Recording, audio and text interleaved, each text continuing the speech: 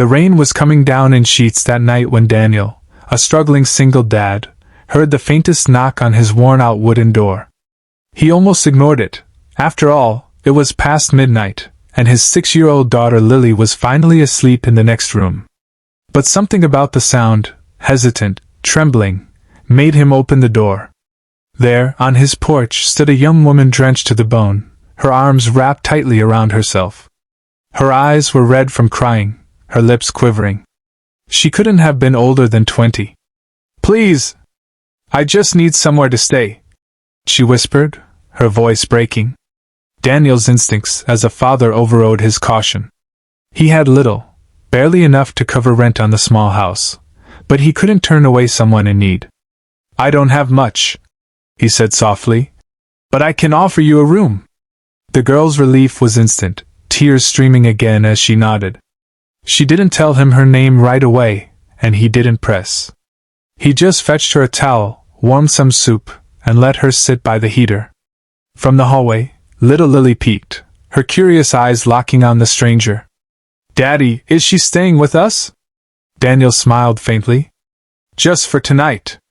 But what Daniel didn't know, what none of them knew, was that this broken, homeless girl hiding her face in her hands carried a secret so powerful, it would change all their lives forever. The next morning, Daniel brewed the last of his coffee while frying 2 eggs, one for Lily, one for their guest. The young woman had slept soundly, curled up in the small spare room that once belonged to his late wife. Daniel expected her to leave at sunrise, but instead she stepped into the kitchen shyly, her damp hair tied back, her face pale but striking. "Good morning," Daniel said gently. "Hope you slept okay." She hesitated before replying. I did. Thank you. I don't know how to repay you." "You don't need to," he said, placing a plate in front of her. "Eat. That's repayment enough." For the first time, she smiled faintly, though her eyes still carried the weight of sleepless nights. Little Lily tugged on her sleeve and asked innocently, "What's your name?" The girl froze. For a second, Daniel thought she might lie. But then she whispered, "Sophia." It sounded delicate, almost royal, though her torn clothes and exhausted appearance told another story. Days turned into weeks. Sophia began helping around the house, folding laundry, reading bedtime stories to Lily, and even picking up shifts at a local diner. Daniel never asked why she had been out in the rain that night, nor why her eyes sometimes glistened with unspoken grief. All he knew was that her presence brought warmth to his struggling household. Yet at night, Sophia often stood by the window, staring out at the world with a longing expression. There was something she was hiding, something far bigger than Daniel could imagine. And one evening, as Lily called Sophia "Big Sister," for the first time, Daniel realized the stranger he had let in was no longer just a guest. She was becoming part of their family. One chilly evening, Daniel came home late from his second job. The house was quiet except for the sound of Lily's giggles echoing from the living room. He peeked in to see Sophia sitting cross-legged on the rug, teaching Lily how to braid her doll's hair. It was a scene so ordinary, yet so precious, Daniel's heart swelled. But later, as Sophia cleared the dishes, Daniel noticed her hands trembling. "Sophia, are you all right?" he asked softly. She bit her lip, then finally admitted, "I shouldn't even be here. You don't know who I really am." Daniel tilted his head, confused. "You're Sophia. The young woman who needed help." "That's enough for me." Tears welled in her eyes. "I'm not just some homeless girl. I'm the daughter of William Harrington." She paused, waiting for recognition. Daniel froze. Harrington was a household name, a billionaire CEO whose face appeared in business magazines and news channels. "You mean that Harrington?" She nodded miserably. "Yes. But I left it all. My father and we fought. He only cares about money, reputation, control. I just wanted freedom, to live as myself. When I refused an arranged engagement, he told me to leave, so I did." Daniel sat back, stunned. The fragile young woman in front of him wasn't running from poverty, she was running from privilege. Sophia lowered her head. Now you see why I couldn't tell you. People treat me differently once they know. But here, with you and Lily, it feels like home.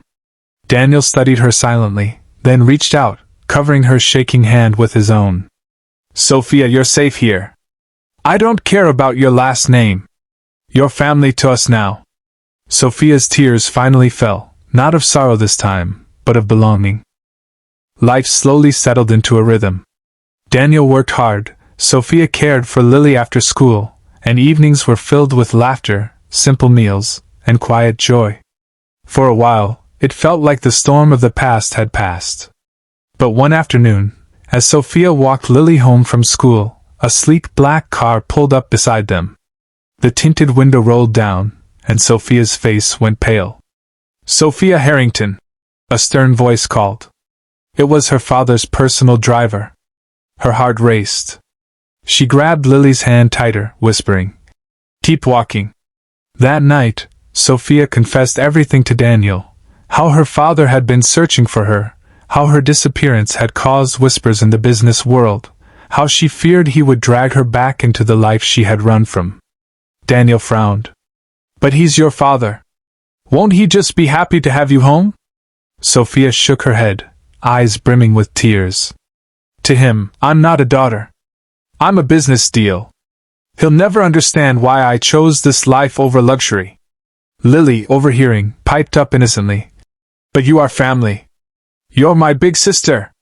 She wrapped her little arms around Sophia, who broke down crying. Daniel felt torn. He wanted to protect Sophia, but how could an ordinary man stand against one of the most powerful CEOs in the country? The next morning, a knock at the door changed everything. When Daniel opened it, William Harrington himself stood there, impeccably dressed, his cold eyes scanning the modest home. "Mr. Parker," he said firmly, "I believe you're housing someone who belongs to me." Daniel's stomach tightened. He knew this was the moment where worlds would collide. William Harrington stepped into the small living room as if he owned it. His sharp gaze landed on Sophia, who stood frozen by the window, her hand protectively resting on Lily's shoulder. "So this is where you've been hiding," William said coldly. "Enough of this nonsense. Pack your things. You're coming home." Sophia's voice shook. "Home? You mean back to your mansion where I'm nothing but a pawn in your business deals?" "No, father. I won't go back." William's jaw clenched. "You're embarrassing me, Sophia. Living with strangers? In a place like this?" That was when Daniel stepped forward, his heart pounding. "With respect, sir, she isn't a pawn. She's a person. And here, she's family." William scoffed. "Family? You're a struggling mechanic with a child to feed. What could you possibly give her?" Daniel met his glare without flinching. "Kindness. Safety. A place where she can breathe. Things your money can't buy." For the first time, William faltered. Sophia's tears spilled as she whispered, "Daddy, for once, please see me, not your company, not your plans. Just me." Silence filled the room. Little Lily broke it with her tiny voice. "She's my big sister. Please don't take her away." William's hard exterior cracked. His eyes softened, just for a moment, as he looked at his daughter, the same girl he once held as a child, now begging him for freedom. He turned to Daniel, his tone quieter. "You truly believe you can protect her? That she's better off here?" Daniel didn't waver. "Yes. Because here she's loved." William's expression shifted. For the first time, doubt flickered across his proud face. And Sophia, holding Lily's hand, felt hope bloom where despair once lived. The silence in the room stretched, heavy with unspoken emotions. William Harrington, a man feared in boardrooms across the country, stood face to face with something he could not control, his daughter's heart. Sophia stepped forward, her voice steadier now. "Father, I don't want your money. I don't want the life you've planned. I just want to be somewhere I matter, not for your empire, but for who I am." For a long moment, William said nothing. Then, to Daniel's surprise, the man's shoulders lowered, as if carrying a weight too heavy for even his wealth to lift. Sophia, I may not understand your choices, but I can't ignore the truth. You're happy here. His gaze shifted to Lily, who was clinging to Sophia's hand. And she clearly loves you. Sophia's breath caught. Does this mean? William exhaled slowly. I won't force you back. But know this, I'll always be your father. If you ever need me, my door is open. It wasn't an apology, not fully, but it was more than Sophia ever expected. Tears filled her eyes as she whispered, Thank you. When he left, the house seemed brighter, lighter, as though the storm had finally passed. Daniel turned to Sophia, smiling gently.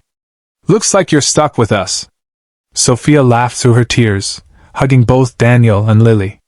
For the first time in years, she felt free, not because she had run away from wealth, but because she had found love where she least expected it.